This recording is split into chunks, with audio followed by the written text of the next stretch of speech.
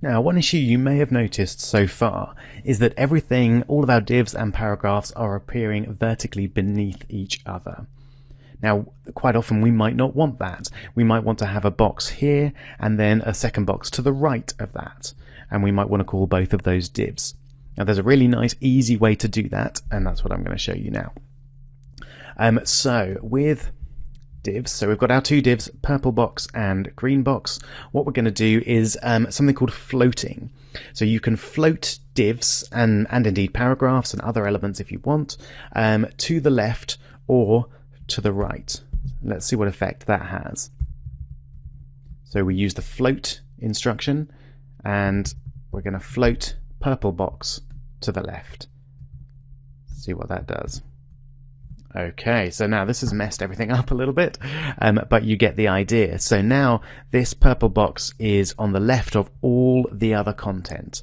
So all the other content is to the right, and that single purple box is floated to the left.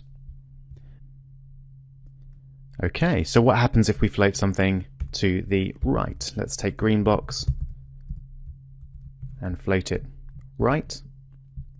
Okay, so we've got the purple box floated to the left and the green box floated to the right. If I sort of stretch that out, you can maybe see clearer what's going on. So it's a bit like a newspaper column. Think of it like that. So anything floated to the left is going to be aligned left. Anything floated to the right is going to be aligned right. Anything which is not floated at all is just going to flow in between those two. So this paragraph tag at the very bottom there, this paragraph tag here, isn't floated at all. So that's just going to go in the middle of those two tags there.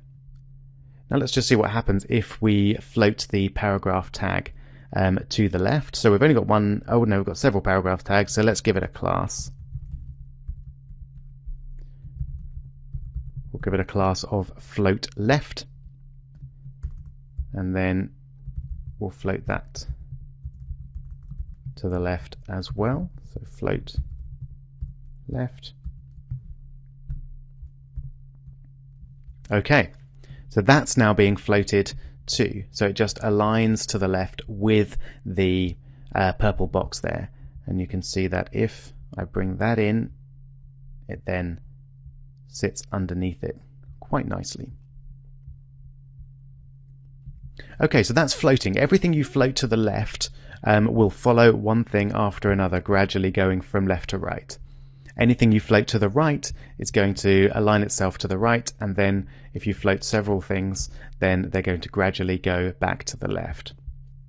Now, one final thing to say about floating is quite often you want your non-floated text to appear beneath all of the floated text. So maybe you want something to the left, something to the right, and we want this paragraph to go beneath the whole lot.